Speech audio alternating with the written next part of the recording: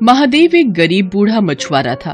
उसके परिवार में उसकी बूढ़ी पत्नी सती के अलावा और कोई नहीं था। आज 3 दिन से सती बुखार से तप रही थी। महादेव के पास इतना पैसा भी नहीं था कि वो उसका इलाज करवा सके। उस दिन वो सुबह जल्दी उठ गया। एक बार उसने सती के सिर पर हाथ रखा। उसे अभी भी बुखार था। उसने अपना मछली पकड़ने वाला जाल और बाल्टी उठाई और नदी पर मछली पकड़ने चल दिया। नदी के किनारे पहुंचकर उसने अपना जाल डाल दिया और मछली के फंसने का इंतजार करने लगा। वहां एक और मछुआरा छगन भी अपनी नाव पर बीच नदी में मछली मार रहा था। महादेव को देखकर छगन बोला, अरे बाबा, किनारे बैठने से बड़ी मछली नहीं मिलेगी।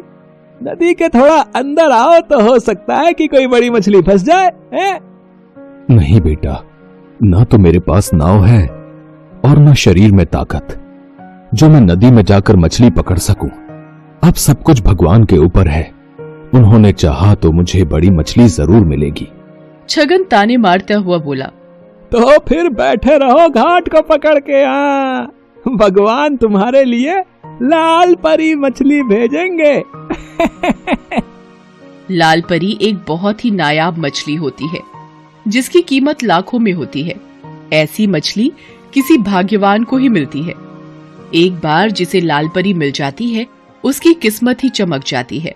खैर, महादेव ने छगन की बातों पर कोई ध्यान नहीं दिया और काफी देर इंतजार करने के बाद अपना जाल खींचा। उसका जाल भारी लग रहा था। लगता है कोई बड़ी मछली फंसी है। मगर जैसे ही उसने जाल बाहर खींचा उसका सारा जोश ठंडा पड़ गया। जाल में मछली तो क्या, एक घोंघा भी नहीं फंसा था।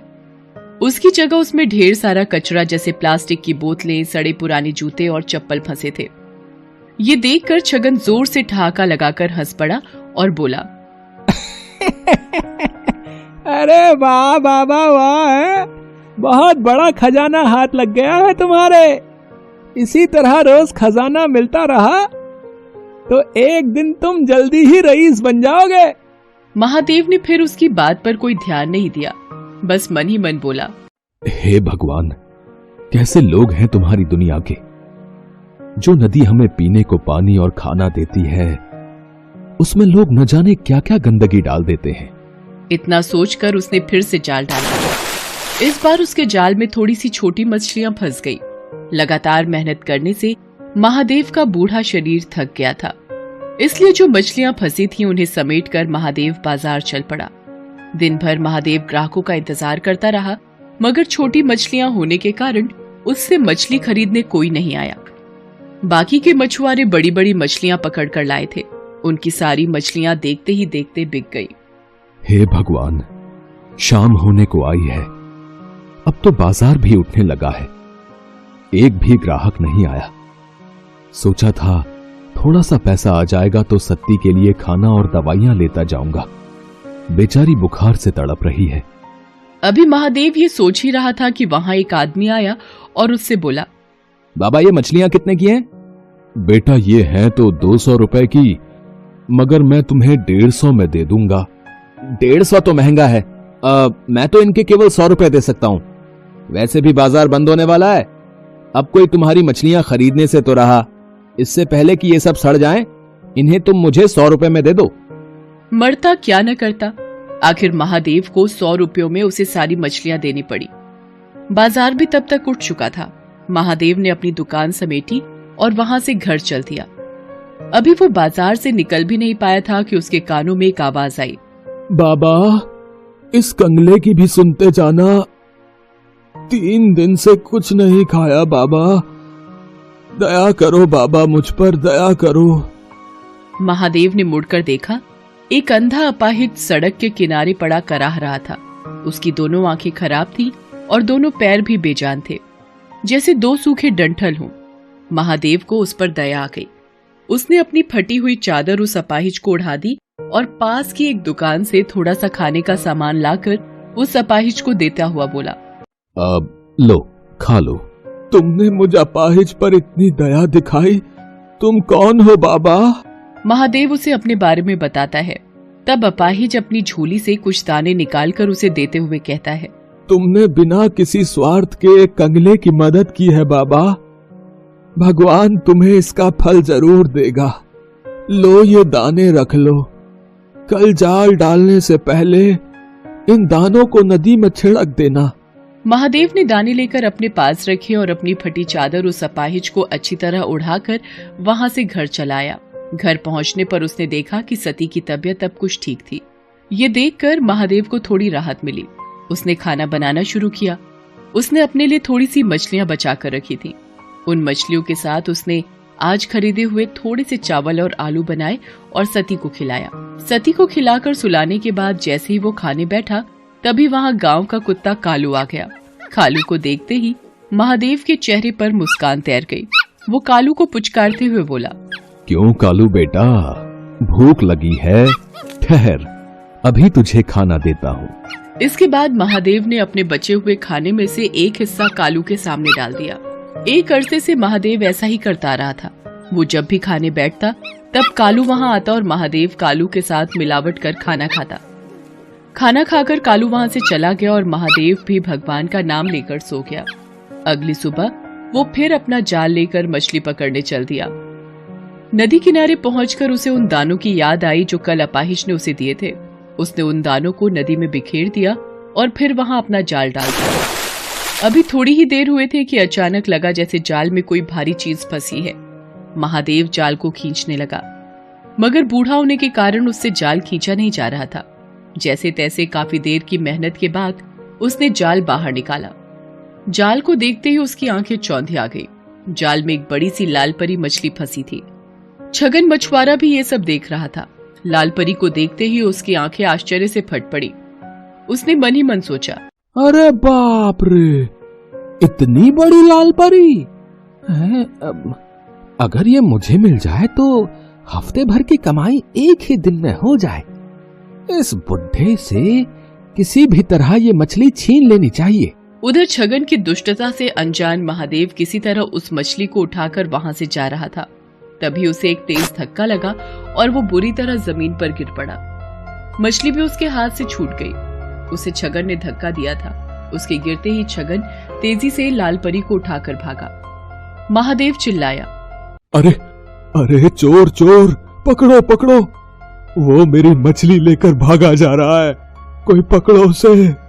मगर वहां कोई भी नहीं था जो महादेव की पुकार सुनता। लेकिन अगले ही पल ना जाने कालू वहां कैसे आ गया और भागते हुए छगन पर टूट पड़ा। उसने कई जगह छगन को काट खाया। छगन दर्द से चिल्ला उठा।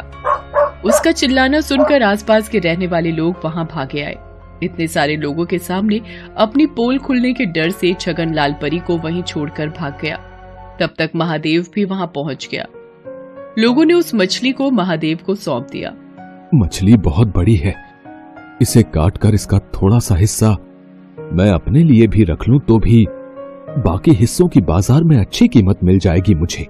ये सोचकर महादेव मछली को घर लाया और जैसे ही उसने उस मछली को काटा, उसके पेट से नींबू के आकार और सुर्ख लाल रंग का माणिक पत्थर रूबी निकला। माणिक को देखते ही महादेव की आंखें चौंधी आ गई। हे भगवान, इतना बड़ा माणिक पत्थर, इसकी कीमत तो लाखों में होगी। इसे पाकर तो मुझे सारी जिंदगी कोई काम करने की जरूरत नहीं पड़ेगी। ये जरूर उस अपाहिज के दिए हुए दानों का ही कमाल है। इस माणिक का एक हिस्सा उसका भी है। ये सोचकर महादेव उसी जगह पहुंचा जहां उसे वो अपाहिज मिला था, मगर अब वहां कोई नहीं था। वहां बस महादेव की फटी हुई चादर ही पड़ी थी। लोगों से पूछने पर पता चला कि उन्होंने वहां किसी अपाहिज को पहले कभी नहीं देखा है। तो वो कौन था? क्या स्वयं भगवान मेरी मदद को आए थे और मेरे नसीब को चमका दिया? इस घटना के बाद महादेव की जैसे काया ही पलट गई।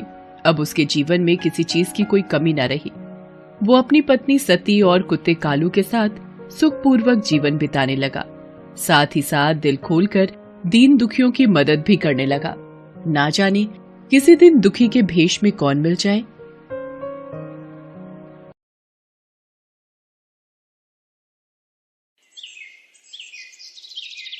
एक बार नारद मुनि के मन में एक प्रश्न उठा, तो वो उसका उत्तर जानने के लिए ब्रह्मा जी के पास जाते हैं। प्रणाम ब्रह्मा जी। आओ नारद, कैसे आना हुआ? नारायण नारायण। ब्रह्मदेव, मैं आज आपके पास एक प्रश्न पूछने आया हूँ। क्या नसीब का भी कोई खेल होता है?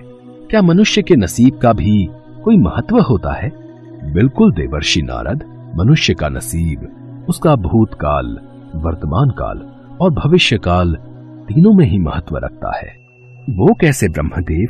कृपया विस्तार से बताइए। देवर्षि नारद, इसके लिए मैं आपको एक कथा सुनाता हूँ।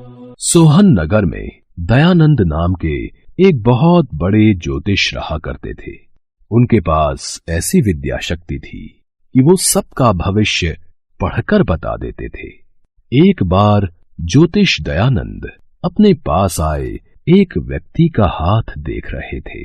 तब दयानंद का 8 साल का पुत्र वहीं पास में खड़ा था। व्यक्ति के जाने के बाद वो अपने पिता से बोला, पिताजी, मैं भी अपना नसीब देखना चाहता हूँ। क्या आप मेरा भी भाग्य पढ़कर बता सकते हो? पुत्र गोपाल, अभी तुम बहुत छोटे हो। जब तुम बड़े हो जाओगे तब मैं तुम्हारा भाग्य जरूर बताऊंगा। जाओ, अभी तुम जाकर खेलो। गोपाल के जाने के बाद दयानंद सोचने लगा, कहीं न कहीं गोपाल ने सही बात बोली है।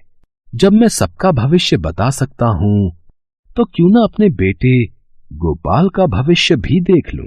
ज्योतिषी दयानंद आंखें बंद करते हैं और अपने पुत्र गोपाल का आने वाला भविष्य देखने लगते हैं, पर उसे कुछ ऐसा दिखाई देता है जिसे देखकर वो चौंक जाते हैं। अब ये मैंने क्या देख लिया? ऐसा नहीं हो सकता। मेरे इकलौते पुत्र का विवाह एक भिखारी की कन्या के साथ होगा। ये कदापि नहीं हो सकता।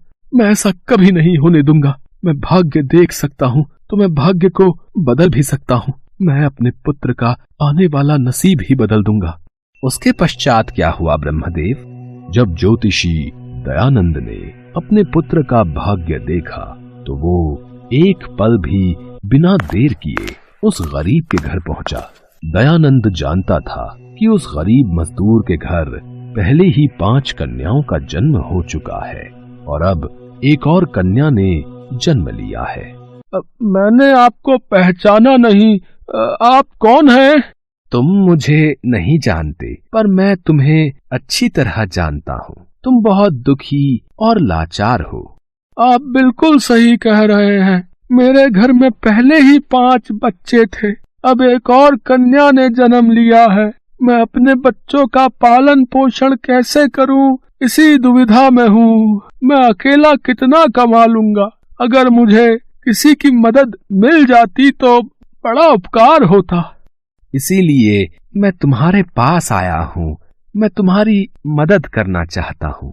मैं चाहता हूँ मैं तुम्हारी सहायता करूँ तो थोड़ा पुण्य मैं भी कमा लूं।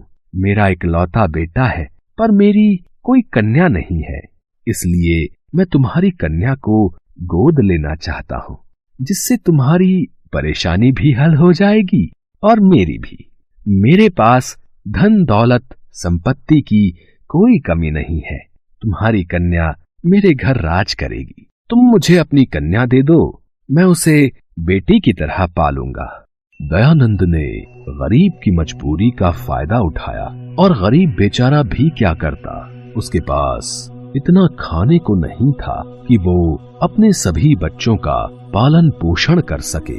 वो तो यही चाहता था कि उसकी कन्या अगर किसी अमीर घर में जाएगी तो उसे सब ऐशो आराम मिलेंगे। इसलिए उस गरीब ने अपनी कन्या को दयानंद को देना ही उचित समझा।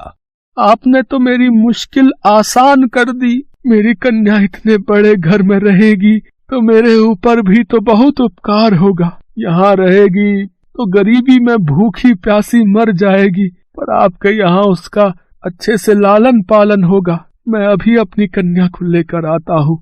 उसके पश्चात उस गरीब मजदूर ने अपनी कन्या को इस आस में कि वो एक अमीर घर में खुश रहेगी दयानंद को सौंप दिया।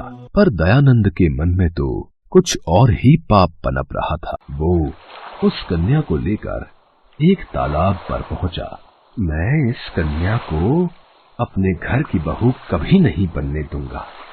मेरे होते हुए ये हरगिज नहीं होगा। मैं अपने बेटे का भाग्य पलट के रख दूंगा। नारायण नारायण, मेरा तो हृदय बैठा जा रहा है ब्रह्मदेव, अति शीघ्र बताइए। उसके पश्चात उस दयानंद ने मासूम कन्या का क्या किया?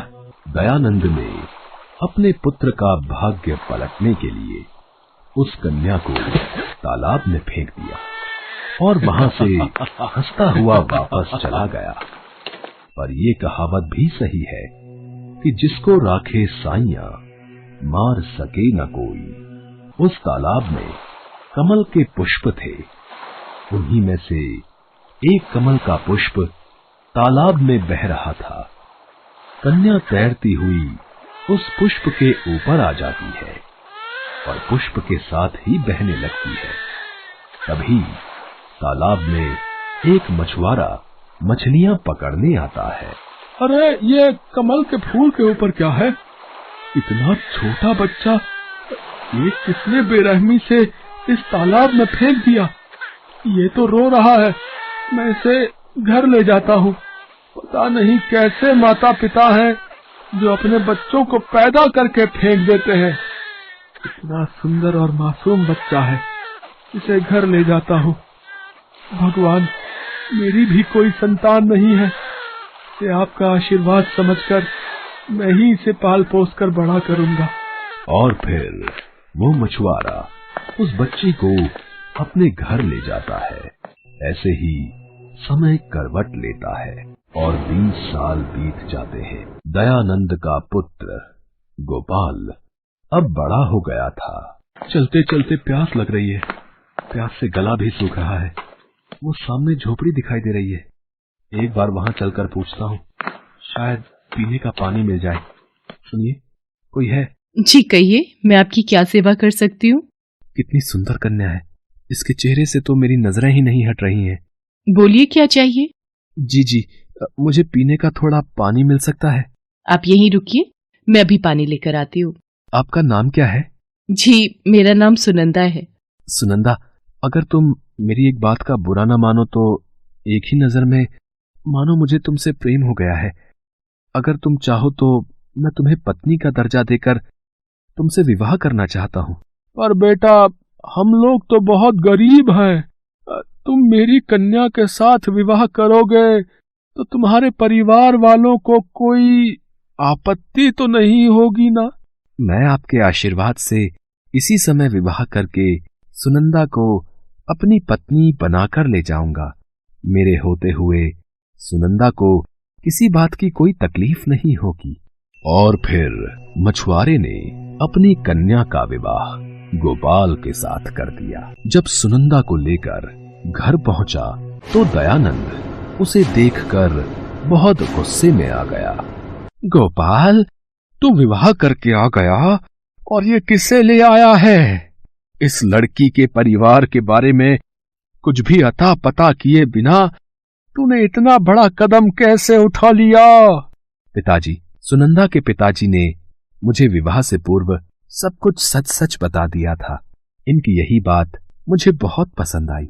मैं कुछ समझा नहीं, तुम कहना क्या चाहते हो? आखिर ये लड़की है कौन?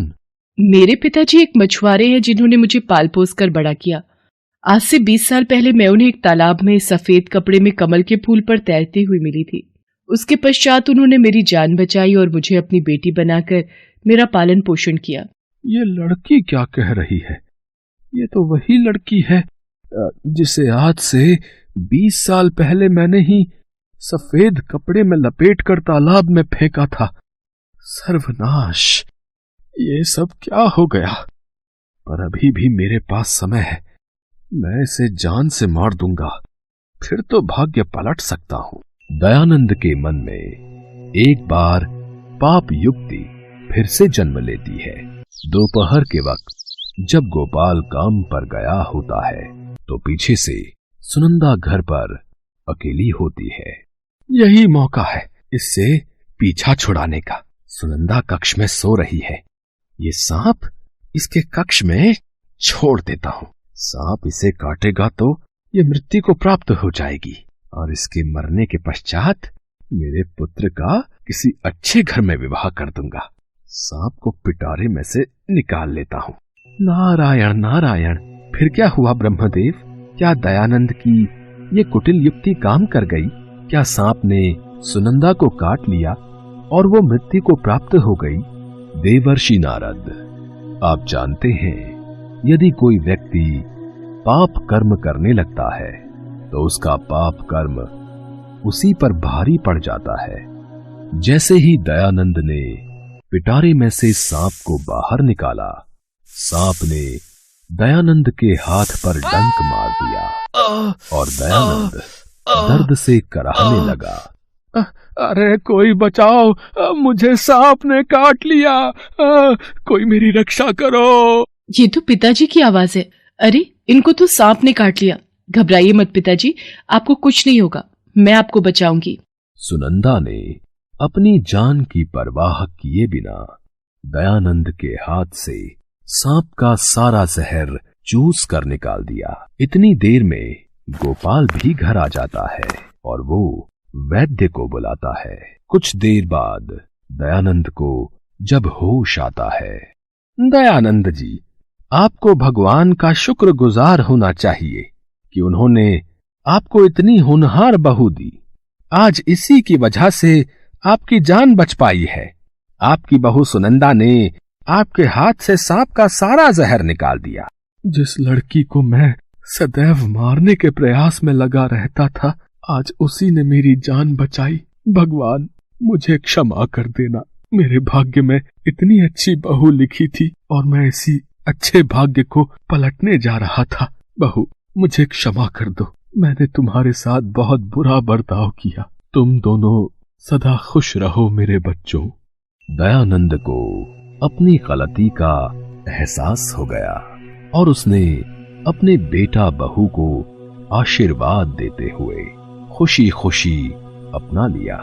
दयानंद की समझ में आ गया था कि भाग्य का लिखा कोई नहीं बदल सकता। नसीब अपना खेल जरूर दिखाता है। नारायण नारायण। ब्रह्मदेव, आपके द्वारा सुनाई इस कथा से मुझे अपने सभी प्रश्नों के उत्तर मिल गए। नारायण नारायण। आपकी जय हो Brahmadev. Best buddies. Hello friends, thanks for watching this video. अगर आपको ये वीडियो पसंद आया है तो प्लीज लाइक, सब्सक्राइब, कमेंट्स करें इस वीडियो पर और हाँ, शेयर करना भी ना भूलें। और भी मजेदार वीडियो देखने के लिए नीचे दिए गए बेल आइकॉन को दबाएं। देखते रहिए बेस्ट बडीज।